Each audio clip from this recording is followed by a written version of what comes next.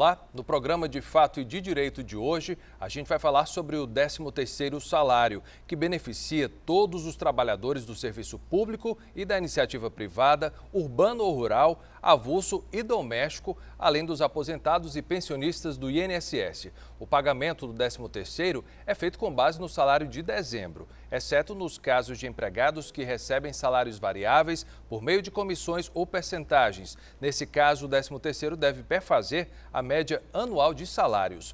Os trabalhadores que possuem menos de um ano na empresa também têm direito ao 13º salário. Nesse caso, o pagamento será proporcional aos meses em que tenham trabalhado por mais de 15 dias. Os temporários têm direito ao 13º salário proporcional aos meses trabalhados. Já o estagiário, como não é regido pela CLT e nem é considerado empregado, a lei que regula esse tipo de trabalho não obriga o pagamento do 13º. Cabe ao empregador a decisão de pagar em uma ou duas parcelas e, caso não seja respeitado o prazo de pagamento, este será autuado no momento em que houver fiscalização, o que deve gerar uma multa. Mas é do trabalhador o grande desafio de decidir o que fazer com esse dinheiro extra na mão. Vamos ao fato. Com o dinheiro de sobra na mão, surge uma dúvida: comprar presentes ou guardar uma parte para quitar as dívidas. O problema são as armadilhas. Nesta época do ano, aumentam as tentações para o consumo. Tem Natal, amigo oculto da firma, dá vontade de comprar bons presentes e roupas novas para as festas. Aumentam também as despesas. Os economistas ensinam que o melhor é tentar quitar principalmente as dívidas com cartão de crédito e cheque especial, que tem juros muito altos. Usar bem esse dinheiro extra é se organizar, fazer um planejamento de gastos e colocar no papel o que se pretende comprar ou pagar e os custos. Também é importante guardar dinheiro para aquelas contas extras do começo do ano, como IPTU, IPVA e o material escolar. Se sobrar alguma coisa, aí sim vem a lista de compras, os presentes de fim de ano. De qualquer maneira, o 13º salário é um dinheiro que movimenta a economia, traz ânimo extra a trabalhadores e também ao comércio e ao setor de serviços. Com o pagamento da primeira parcela, já foram injetados na economia do país 148 bilhões de reais. E para falar sobre o assunto, o programa de Fato e de Direito recebe hoje o juiz do trabalho, doutor Hermano Queiroz, e o advogado trabalhista, doutor Grijalba Miranda, quem eu já começo agradecendo a presença. Muito obrigado. Doutor Hermano, o 13º, apesar de ser uma coisa que faz parte da rotina do trabalhador brasileiro, ainda envolve uma série de dúvidas. Por exemplo, com relação às duas parcelas ou pagamento único, existe um prazo determinado pela lei. E quando não é respeitado, está passivo de multa, como eu falei no início do programa, é isso? Exatamente.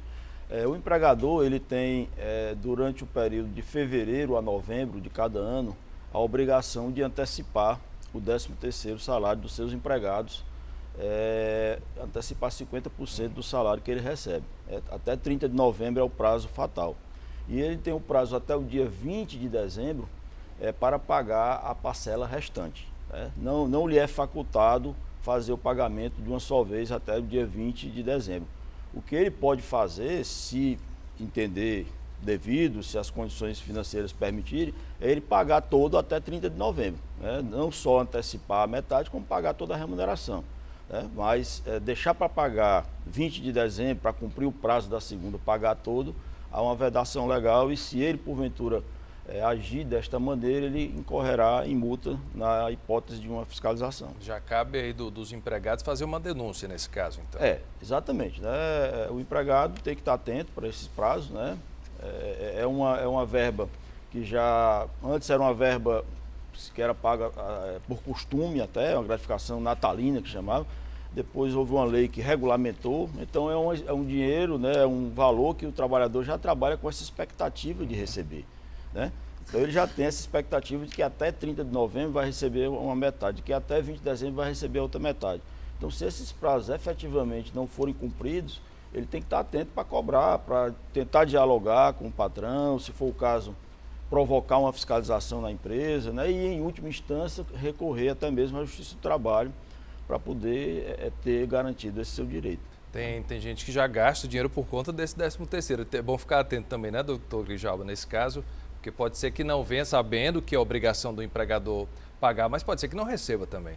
Com certeza, O empregado já fica contando com essa primeira parcela, que normalmente normalmente tem que sair até o dia 30 de novembro, ele começa já a gastar por conta. Infelizmente, quando ocorre em uma outra empresa, infelizmente são várias que fazem isso, não pagarem, fatalmente o empregado fica numa situação difícil, né? Mas a expectativa, ele já fica, com certeza, já fazendo o seu prognóstico que vai sair esse pagamento, e a expectativa dele é que ao sair já tem como comprar, inclusive, o presente de Natal para as crianças muitas vezes. Mas não saindo, ele vai ficar numa situação tanto quanto embaraçosa. E, lamentavelmente, algumas empresas incorrem anualmente nessa falha de não cumprir a legislação. Começar 2015 aí já com dívida, tomara que ninguém faça isso.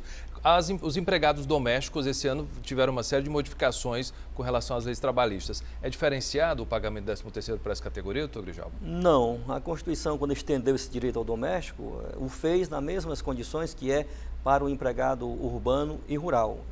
Em relação ao 13º, ele é um pacote que já veio desde 88 com a Constituição, ele foi estendido aos domésticos. Essas alterações últimas que houve com a emenda 72 foram outros direitos que foram aquinhoados para os empregados domésticos, que muitos deles, lamentavelmente, ainda padecem de regulamentação pelo Congresso Nacional. Doutor Hermano, quem, enfim, for demitido em julho, setembro, teve parte do ano trabalhado, como é que é feito esse cálculo? Como é que deve ser feito para receber o 13º? O 13º ele é devido também de forma proporcional, né? A cada período de um mês que o empregado trabalha na empresa, ele tem direito de receber 1/12 da sua remuneração. Se porventura ele for demitido antes do final do ano, ele tem direito de receber o 13º proporcional, né, dentro dessa proporção. Trabalhou 6 meses, recebe 6/12, trabalhou 5 meses, recebe 5/12 e assim sucessivamente, né? A única hipótese em que o empregado não tem direito de receber o 13º proporcional, que a gente chama, é no caso dele vir a ser demitido por justa causa. No caso da demissão por justa causa, ele efetivamente... A empresa é isenta de pagar nesse caso. Não tem direito a receber. Mas nas demais formas de extinção do contrato de trabalho, ele tem efetivamente o direito de receber proporcionalmente, se porventura sair antes de dezembro, né? Okay. Se ficar até dezembro, obviamente ele já recebe normalmente. Todo, né? Tá bom. A gente vai fazer um rápido intervalo e volta daqui a pouco com o programa de Fato e Direito, seu canal de informação sobre a Justiça do Trabalho. Até já.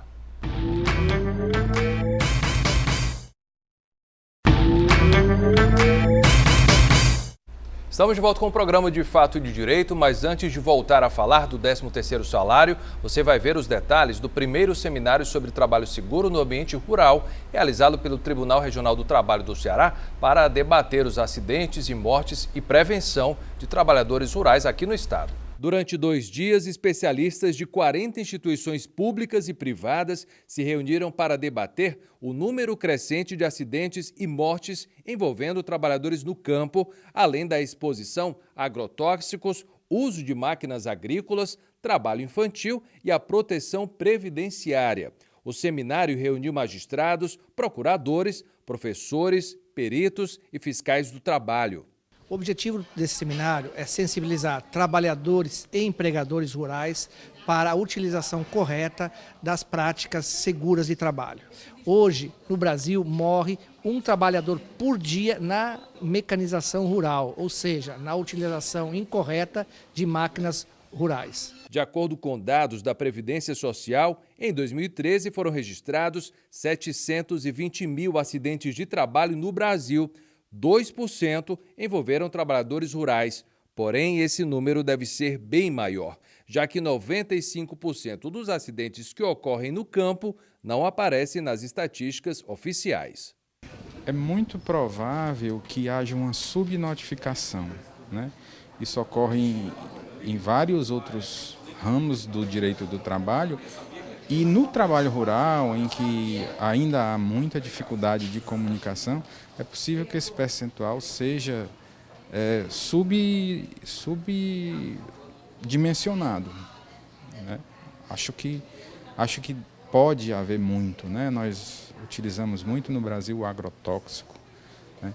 Além disso, há acidentes com as próprias máquinas, né? Que mutilam mãos, né? E com aquelas forrageiras, por exemplo, e vários outros acidentes que às vezes não chegam nem ao conhecimento da Previdência. A gente volta agora a falar de 13º salário. Comigo aqui no estúdio, o juiz do trabalho, doutor Hermano Queiroz, e o advogado trabalhista, doutor Grijalba Miranda. Doutor Hermano, é comum casos de denúncia de empresas que não fazem o pagamento do 13º aqui no Ceará, por exemplo? Algum tipo de negociação que não seja regido pela CLT?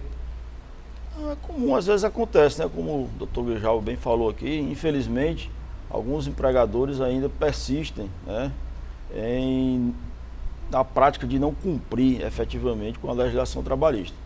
E o 13º é uma verba, vamos dizer assim, extra, é uma verba que é paga uma vez por ano, e muitas vezes o empregador negligentemente omite o cumprimento dessa obrigação. Então, às vezes acontece, é muito comum isso acontecer, principalmente para aqueles trabalhadores que muitas vezes trabalham na informalidade, né? Trabalham sem carteira assinada, trabalham sem as proteções da legislação trabalhista. Então, às vezes acontece.